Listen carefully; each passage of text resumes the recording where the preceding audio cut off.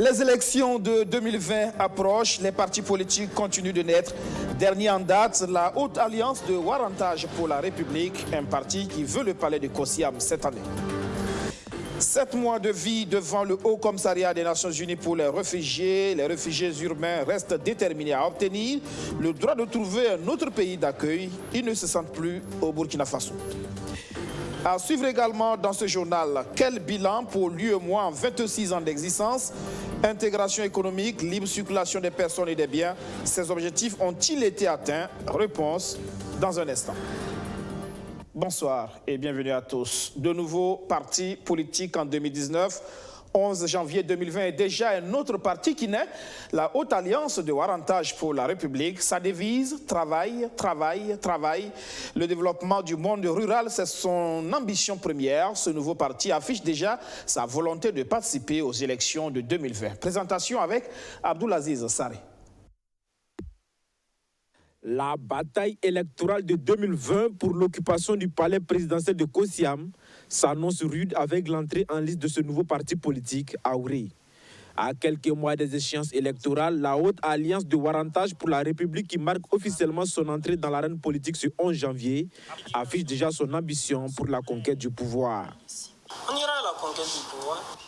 L'idée de la Aouré, c'est d'étendre le principe du Warantage à la République, considérée comme une grande organisation paysanne. Ainsi, les citoyens membres de l'organisation paysanne participeront à l'animation de la République par l'apport de leur production. Un autre objectif majeur de la Aouré sera de promouvoir et d'encourager l'entrepreneuriat privé. La Aouré est un parti qui affirme son indépendance vis-à-vis du cadre de regroupement, ni de la majorité présidentielle, ni du chef de file de l'opposition politique. Pour le moment, nous n'avons pas de position. On va se réunir et on avisera. Nous sommes démocratiques. Quand le bureau va se réunir, quand on choisira une position, vous serez informés.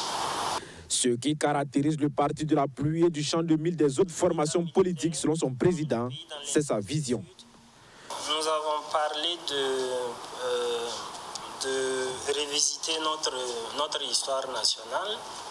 Nous avons parlé de la création d'une langue nationale et bien d'autres choses qui normalement devraient nous différencier des autres partis politiques. Maintenant, si au-delà de ça, vous souhaitez encore voir des différences, là tout ce qu'on peut dire c'est, on dit rien n'est à, si la vie se prolonge, c'est au pied du mur qu'on voit le vrai maçon. Voilà. Donc rendez-vous dans peu de temps, vous allez voir la différence de la Aouré avec les autres partis politiques. Créée en 2019, la Haute Alliance de Warantage pour la République a pour devise Touma Bara Goleji, qui signifie travail, travail, travail, dans les 3 langues nationales qui sont le Moré, le Dioula et le Fulfulde. Son emblème est un champ de mil parsemé d'herbes qui est arrosé par une pluie. Touma Bara Goleji. Le travail, rien que le travail. Voilà. Au mois de juin 2019, une de nos équipes de reportage est allée les voir devant les locaux du HCR, le Haut Commissariat des Nations Unies pour les réfugiés. Les réfugiés y avaient entamé une grève pour exiger leur réinstallation dans un pays tiers. 7 mois après, le mouvement de ces réfugiés urbains ne semble pas faiblir, mais n'enregistre pas aussi d'avancées notables du point de vue de leur principale revendication. Pluie, froid, ils ont dû tout depuis plus d'une semaine, plus d'un semestre, pour obtenir des autorités burkinabées le droit à un autre pays d'asile. Le reportage de Rémi Lambert-Nébier. Depuis 7 mois, la devanture du Haut Commissariat des Nations Unies pour les réfugiés HCR sert de point de refuge pour ces réfugiés urbains. En mouvement d'humeur, ils exigent des autorités burkinabées leur réinstallation dans un pays tiers.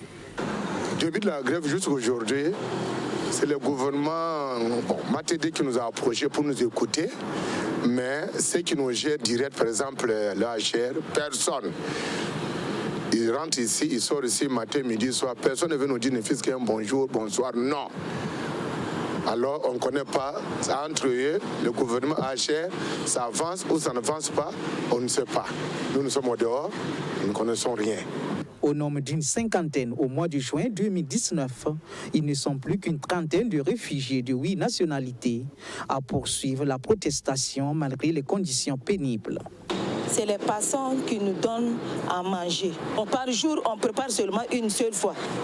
Pour se soulager, ici, c'est des problèmes.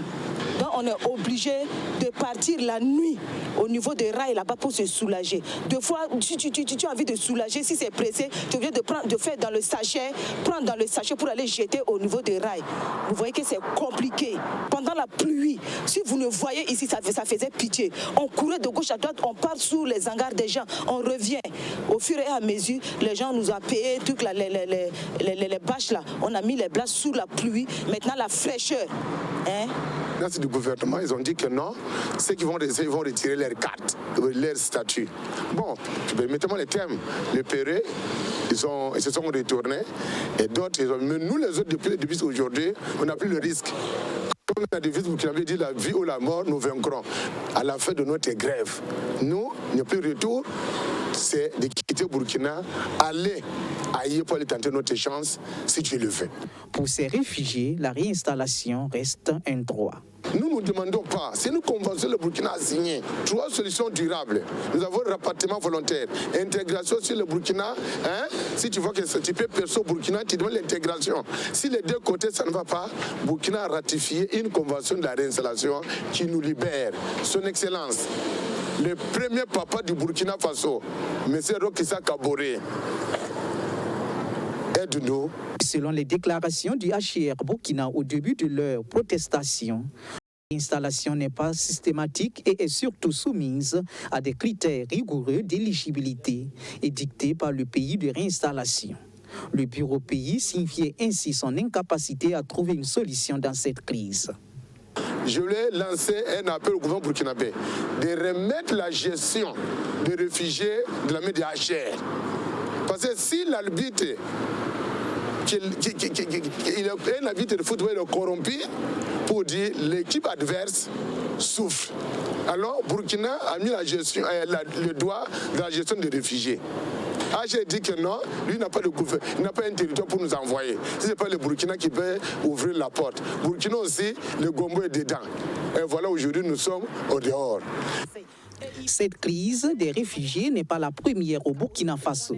En 2000, les réfugiés avaient mené des protestations pour exiger des autorités burkinabées leur réinstallation dans un pays tiers. L'UEMOA a 26 ans d'action pour l'intégration économique, pour la libre circulation des personnes et des biens. Plus de 2 décennies après, quel est le bilan pour l'Union économique et monétaire ouest-africaine? A-t-elle rempli son objectif? Explication, Majid Bakwa. C'est le 10 janvier 1994 à Dakar qu'a été créé l'UEMOA, l'Union économique et monétaire ouest-africaine. 26 ans après sa création, les 8 États que composent l'Union nourrissent encore plus l'ambition de faire de l'Afrique un continent économiquement dynamique et viable. Et pour cela, ils veulent passer par la libre circulation des personnes et des biens. Et sur cette question, nous devons reconnaître la vérité qu'effectivement, nous avons eu beaucoup d'inquiétudes par rapport à une certaine régression liée au contexte d'insécurité. Parce qu'il nous est rapporté qu'aujourd'hui, il est difficile de circuler sur nos corridors. Bon, donc, en réalité, la libre circulation, nous maintenons ça dans l'objectif dans nos objectifs à atteindre au niveau de l'Union. C'est pourquoi d'ailleurs nous avons placé cette question, le thème principal. Nous avons placé notre 25e anniversaire sous le sceau de la libre circulation des personnes et des biens. C'est dire l'importance que nous attachons à cette question. Sur le plan économique et monétaire, l'actualité est marquée ces derniers temps par la nouvelle monnaie ECO. À quand les premiers billets de cette monnaie? Le président de l'organisation donne des précisions. Ça, c'est la grande question. Comme je vous ai dit, il y a eu des étapes importantes qui ont été franchies. Beaucoup d'avancées. En juin 2020, il y aura la conférence des chefs d'État de la CEDEAO pour examiner la situation des 15 États par rapport aux critères de convergence pour entrer dans la CEDEAO. c'est à ce niveau le plus élevé que sera décidée la naissance officielle de l'ECO et les pays qui vont entrer, qui vont démarrer le processus, parce qu'il n'est pas dit que les 15 États vont le faire en même temps. On a dit, vous avez vu, vous reprenez la lecture, les documents de la CEDEAO et la conférence des chefs d'État, c'est de façon graduelle. 26 ans après sa création, de nombreux secteurs d'investissement restent encore prioritaires à l'UEMOA. Il s'agit notamment de la santé, les infrastructures, la formation, l'agriculture et surtout la sécurité. 3 pays de l'espace, dont le Mali, le Niger et le Burkina Faso, sont durement frappés par l'extrémisme violent. La mutualisation des forces des 8 pays de l'UEMOA dans la lutte contre le terrorisme reste également un grand défi à relever. Le rendez-vous de Pau, l'heure de la clarification, c'est lundi prochain. À Ouagadougou, des voix se lèvent pour exprimer la position des peuples africains. L'ONG S2L, Stand for Life and Liberty, dénonce l'ingérence française et pense que c'est plutôt à la France de clarifier sa position au cours de cette rencontre. Abdourazak Traoré.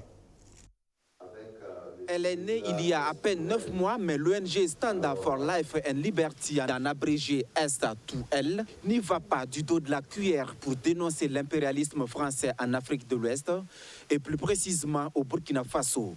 L'ONG ne comprend pas cette montée en puissance des forces terroristes alors que la France est présente au Sahel avec des drones et autres moyens sophistiqués. Une position incompréhensible qu'Emmanuel Macron devrait clarifier au sommet de Pau le lundi prochain, clament ses conférenciers.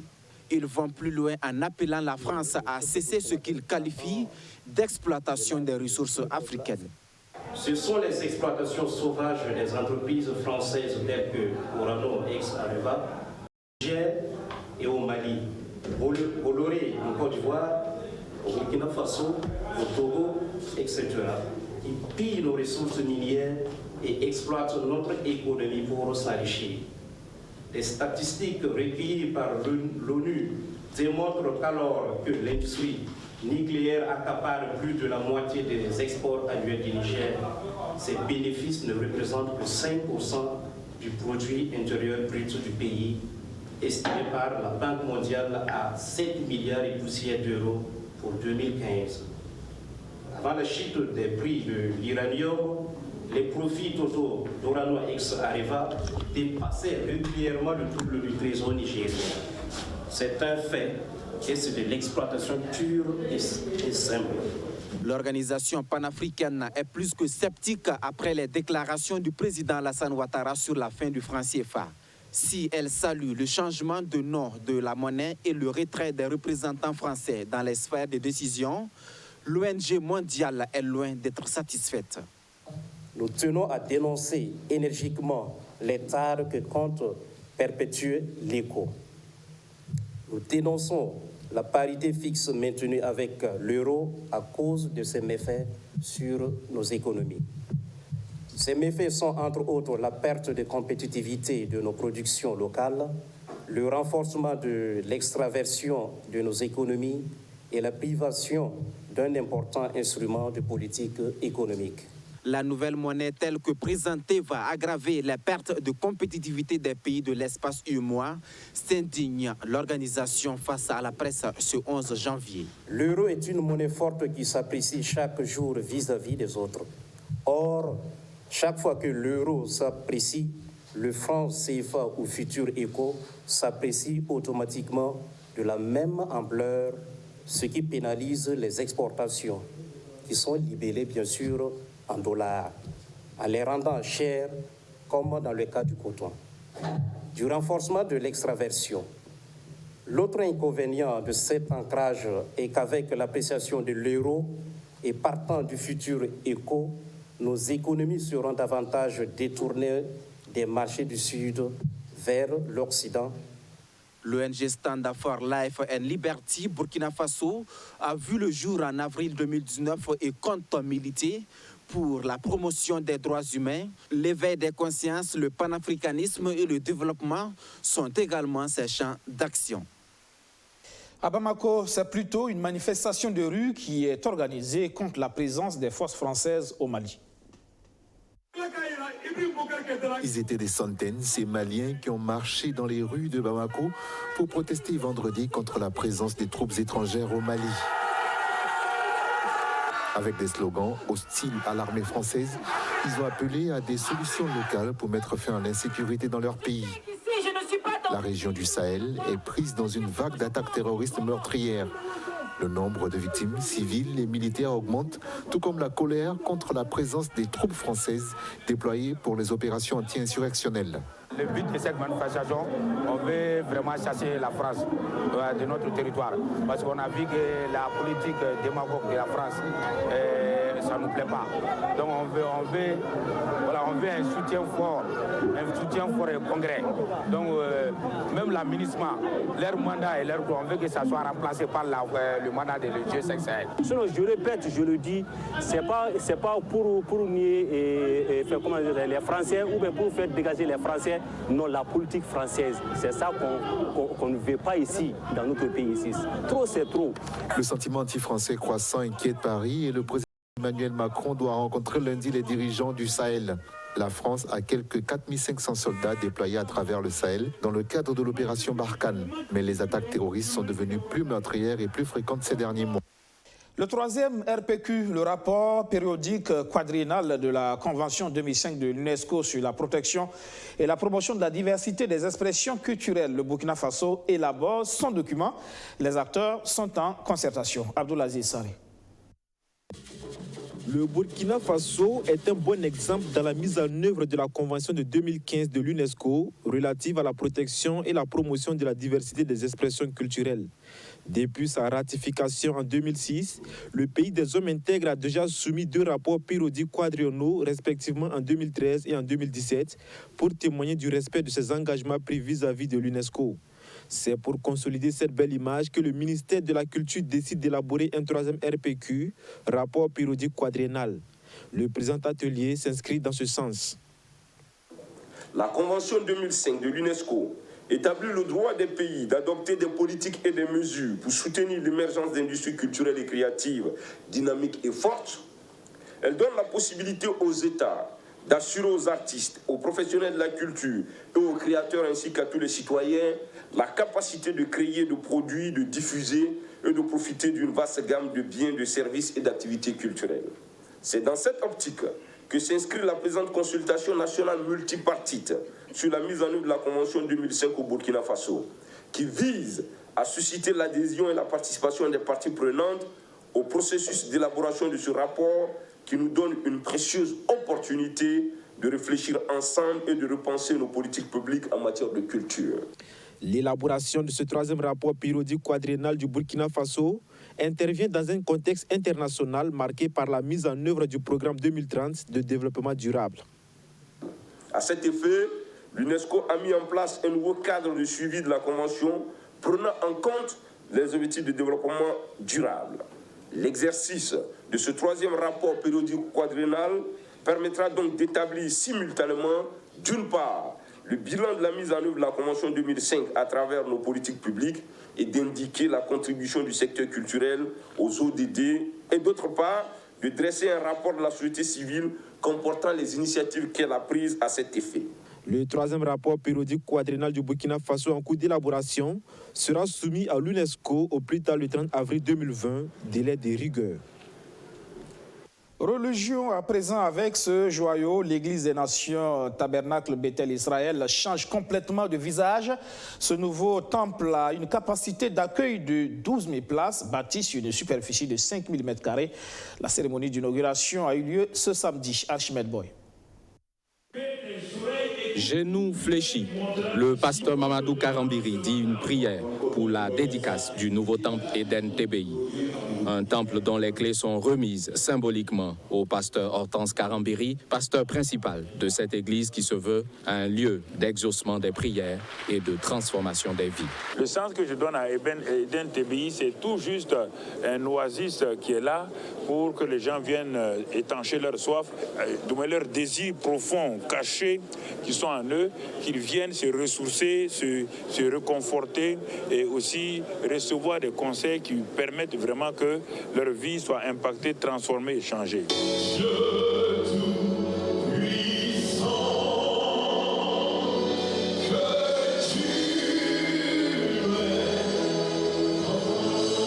Des prières ont été dites aussi en faveur du Burkina Faso, en proie actuellement à des attaques terroristes. L'homme de Dieu est confiant. Le pays sortira victorieux de cette guerre. Que les forces de défense et de sécurité soient protégées, qu'ils aient des tactiques qui s'adaptent au terrain de la guerre asymétrique. Nous savons qu'ils peuvent gagner cette guerre et ils gagneront cette guerre. Bâti sur une superficie de 5000 mètres carrés, ce joyau architectural a une capacité d'accueil de 12 000 places. Cette œuvre ne s'est pas faite sans difficulté. Les conditions dans lesquelles nous avons travaillé sont des conditions assez difficiles quand même. Parce que le premier entrepreneur n'a pas pu réaliser les travaux et nous avons fait appel à un second qui a terminé les travaux. Et les poteaux qui sont à l'intérieur, on aurait pu, les poteaux libres, les 8 poteaux libres, on aurait pu les supprimer.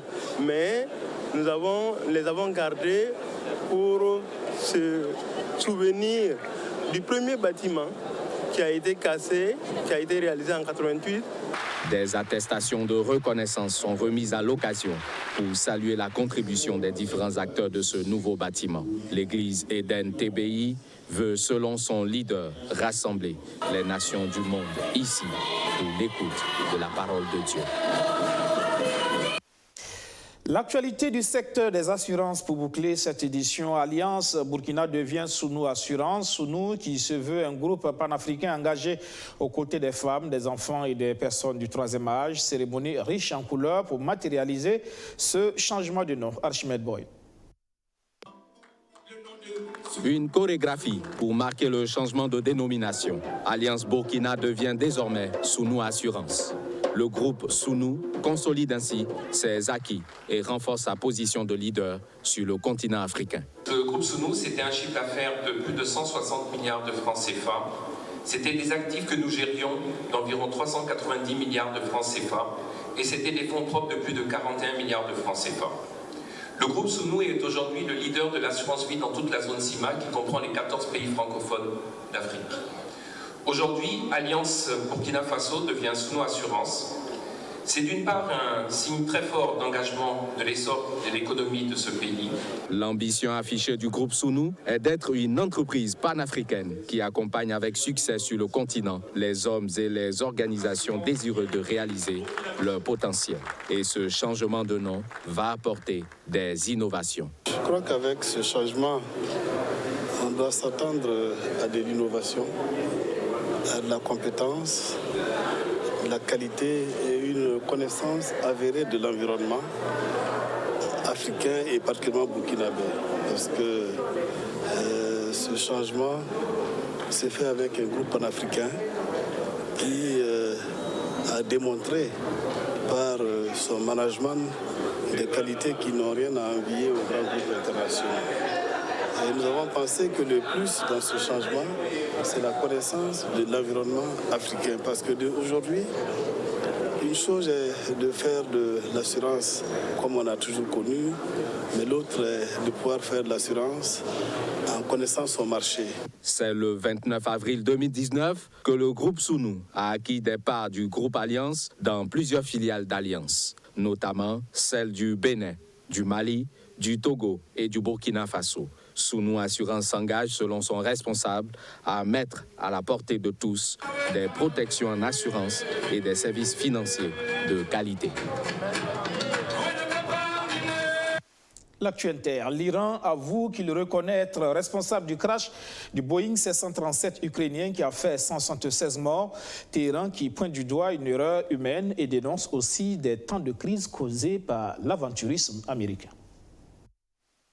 L'armée iranienne a annoncé dans la nuit de vendredi à samedi être responsable du crash du Boeing 737 ukrainien survenu 3 jours plus tôt près de Téhéran. D'après l'enquête menée par les forces armées iraniennes, des missiles lancés par erreur ont provoqué l'écrasement de l'appareil et la mort de 176 personnes. Face au drame, le guide suprême iranien Ali Khamenei a ordonné aux forces armées de remédier à toute négligence. De son côté, le président iranien a présenté ses condoléances aux familles endeuillées et a exprimé ses regrets sur son compte Twitter. L'enquête a conclu que de manière regrettable, des missiles lancés par erreur ont provoqué le crash de l'avion ukrainien. La République islamique d'Iran regrette profondément cette erreur désastreuse. Quelques heures plus tôt, le ministre des Affaires étrangères iranien avait déjà exprimé regrets, excuses et condoléances, tout en soulignant que Washington n'était pas étranger à ce drame, une erreur humaine causée par l'aventurisme américain d'après le chef de la diplomatie iranienne. Ce samedi, Kiev a exigé la punition des coupables et le versement de compensations de la part de l'Iran. Les 176 victimes sont essentiellement des Irano-Canadiens, mais aussi des Afghans, des Britanniques, des Suédois, ainsi que 11 Ukrainiens, dont 9 membres d'équipage. C'est la fin de cette session d'information. Merci de l'avoir suivi. Demain, dimanche, 3 rendez-vous majeurs. D'abord à 18h, dans le fauteuil blanc de votre rendez-vous politique Surface de Vérité, le ministre de la Culture, des Arts et du Tourisme, Abdoul Karim Sango. À 19h30, c'est l'équipe du dimanche qui vous retrouve pour le 7 Info. Et puis à 21h, le grand débat du soir avec comme thème l'UTS, l'impôt unique sur les traitements et salaires, syndicats et partis gouvernementaux donc vont se retrouver pour mener le débat. Excellente soirée sur notre chaîne. Bonsoir.